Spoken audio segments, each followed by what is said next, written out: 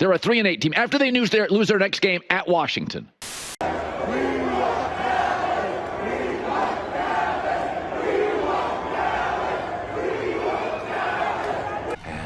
Here we go. To Turpin, and it bounces through his legs. Here he comes.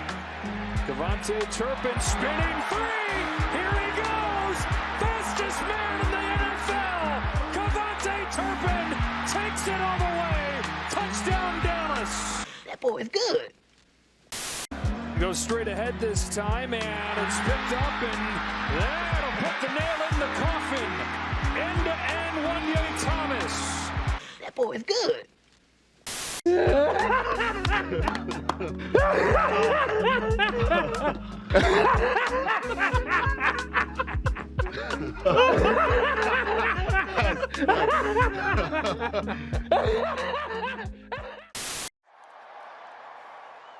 about them Cowboys? Angry Cowboys fan, are you down the ride? Angry Cowboys fan, are you down to ride?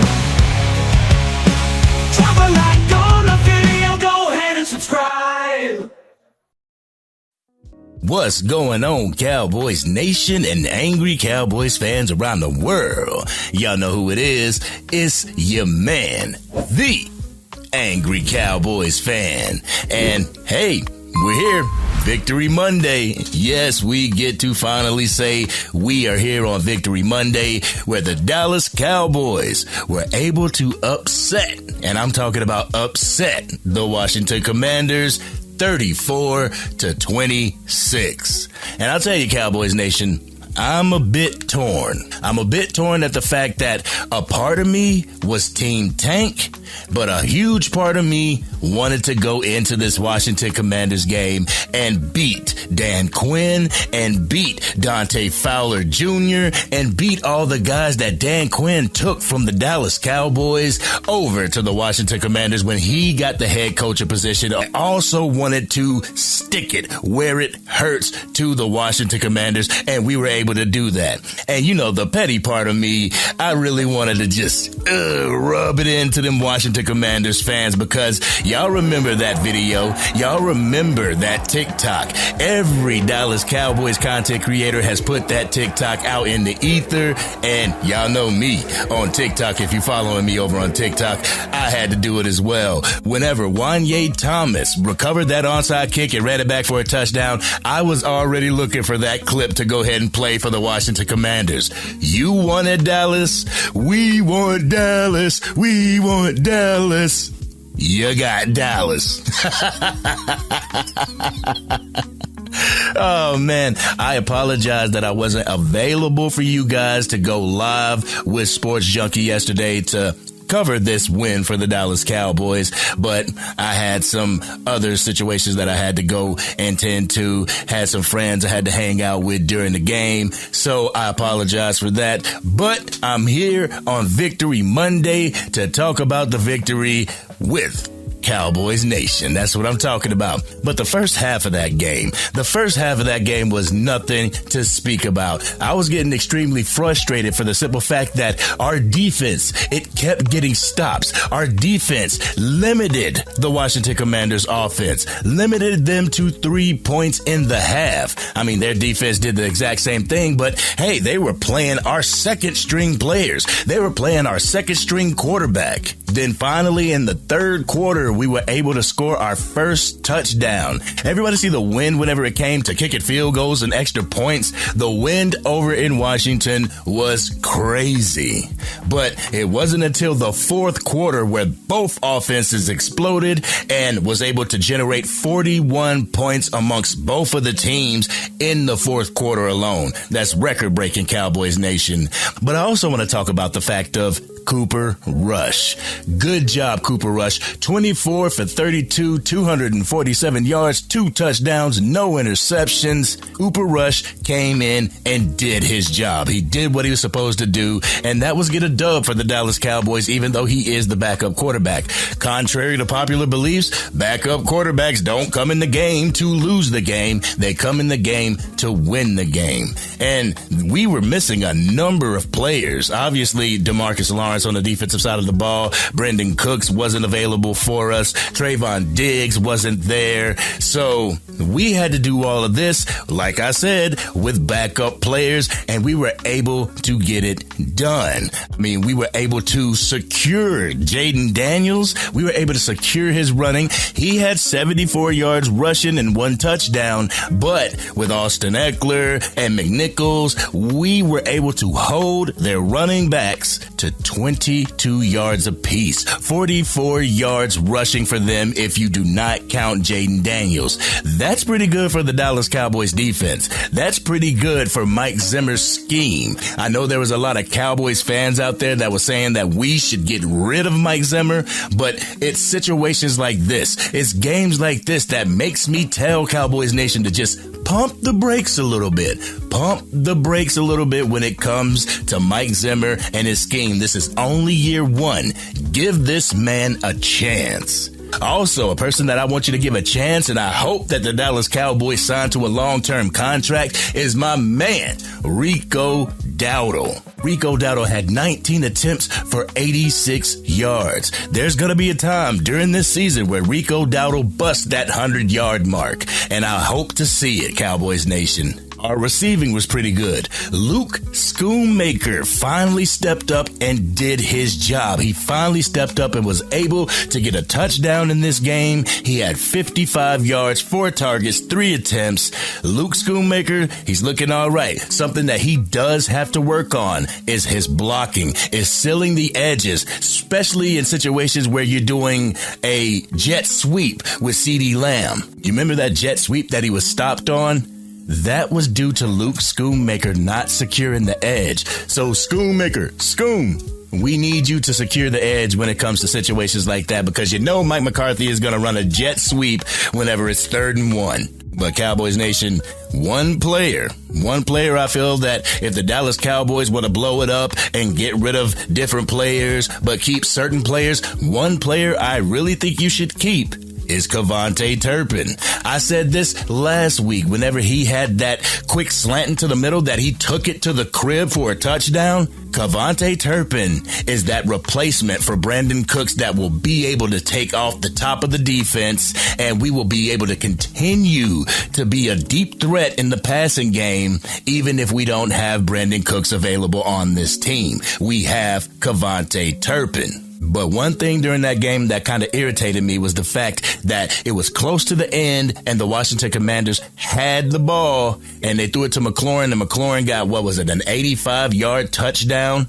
Everybody missed. Everybody whiffed on tackles. What are we doing? You know you have to secure the sidelines, but you also have to tackle in those situations. I just don't understand where Jordan Lewis was in that situation. If you got your eyes on the quarterback as well as guarding the receivers, you should have known that that was the place that they were going to go.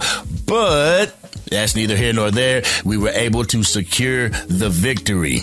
And like I said at the beginning of this video, Cowboys Nation, I'm really torn about this because I wanted to secure a really good spot in the upcoming draft. I want to secure a spot where we're at least top 10 in the draft, that we get to draft at the top 10 positions. Right now, it's kind of sketchy because we won this game. But at the same time, it's a division rivalry. And that's the reason why I wanted us to win the game, because I just wanted to stick it to the Washington Commanders. But also, you saw at the beginning of this video, everybody had us down and out. Everybody counted us out of that game. Everybody had the Washington Commanders winning. Colin Cowherd had the Washington Commanders winning. And as a matter of fact, I want to hear what Colin Cowherd has to say about this game and see if he tries to give us the credit that we deserve in beating the Washington Commanders, or if he's just going to chalk it up as, it was a fluke. It's a fluke. They're not going to be able to do anything. Cowboys Nation, we have to run the table. if we really want a shot at the playoffs, we gotta run the table. And is that really in the cards for the Dallas Cowboys?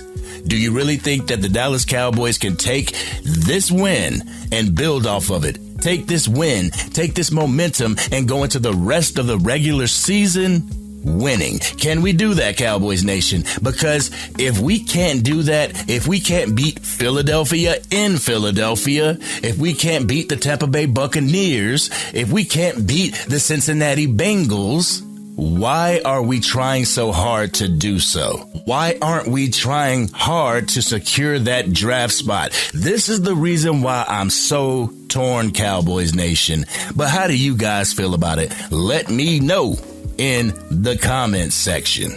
But as I'm watching the 3 and 4 letter networks this morning to see what they have to say about the Dallas Cowboys victory, they're putting all of the emphasis on how the Washington Commanders didn't play well yesterday. They're putting on all the emphasis that the return by Cavante Turpin was a fluke, that the return from Wanye Thomas was a fluke, the blown coverages from the Washington Commanders that allowed Luke Schoonmaker to get a touchdown. They are blaming it on the inefficiencies, the non-effectiveness of the Washington Commanders. They're not giving any props to the Dallas Cowboys. And honestly, I didn't see them giving the Dallas Cowboys any props. But Cowboys Nation, what this game does, this game gives us a little bit of momentum. This game gives us a little bit of confidence. This game builds a little bit of the morale back in the locker room.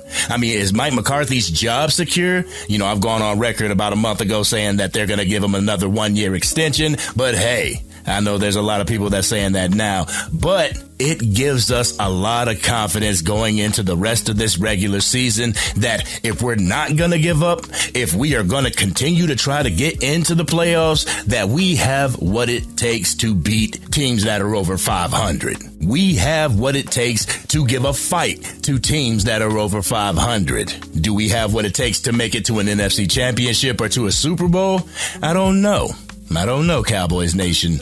But what we do have right now, we have momentum going into next week's game. Well, this week's game, Thanksgiving game against the New York Giants. And I got a feeling that we're going to win that at home as well, getting our first home win of the season. Y'all see the New York Giants got manhandled. They got mollywopped by the Tampa Bay Buccaneers yesterday, 30-7. So they might be Team Tank as well to get a good draft pick. And that's why I feel that Shedeur Sanders might go to the New York Giants, because the New York Giants suck. And they just got rid of their quarterback in Daniel Jones. So they are in need of a quarterback. Tommy DeVito is not going to get it done, so they need a franchise quarterback, and I believe that they are going to be going for Shedeur Sanders. Don't know if Deion Sanders is going to leave the college realm, the college coaching realm, but they definitely need a franchise quarterback, and I believe they're going to go after Shedeur Sanders. So we need to go after BPA, best player available, or if the best player available at the first round is a left tackle, by all means, go after the left tackle. But Cowboys Nation, after being 11-point underdog, after being the dogs going into this game and playing like dogs and winning this game, I had to smile. It makes you smile, don't it, Cowboys Nation? To see the naysayers all sit there and be like, well, I didn't believe that the Dallas Cowboys could pull it off, but they pulled it off.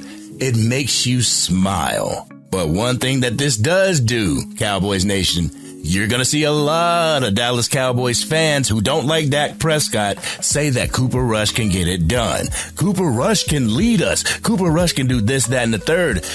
Cooper Rush looked good yesterday. Yes, he did. He looked good yesterday. Kept the ball, secured the ball, didn't have any turnovers, but your running game was good, your defense was lights out, and your special teams was lights out. If we can have that same type of momentum with our franchise quarterback in the game, who knows where we could be. But Dak Prescott's not going to be here for the foreseeable future. I don't even think he's going to come back. Even if we made the playoffs, he wouldn't be coming back. Save him for next year. But until next year, we have Cooper Rush, and I believe that we need to put stuff on film that we can build off of for the next season. But how do you guys feel? I want to know how you guys feel in the comment section. So this has been your man, the Angry Cowboys fan. Are you happy with the win against the Washington Commanders yesterday? Are you happy, or are you Team Tank and we should have lost that game? Because I keep seeing people say that we don't even know how to tank right. So are you Team Go For It, or are you Team Tank? Y'all know how we do it. Let me know your raw and uncut in the comment section. If you're digging the content and want to help get it out to even more Dallas Cowboys fans, drop a like on this video and share it with whomever you know is a Cowboys fan. If you are DC for life and laugh and relish at the fact that the Washington Commanders wanted Dallas, they got Dallas and didn't know what to do with Dallas, hit that subscribe button. Hit the bell to get notified whenever I go live, release a video, podcast episode, or Madden 25 and College Football 25 gameplay. This game really showed me that when the odds are stacked against the Dallas Cowboys, when everybody is going against the Dallas Cowboys, when everybody picks the Dallas Cowboys to lose, we will upset you. But this has been your man, the Angry Cowboys fan. I'll see y'all in the next video, and I'm out.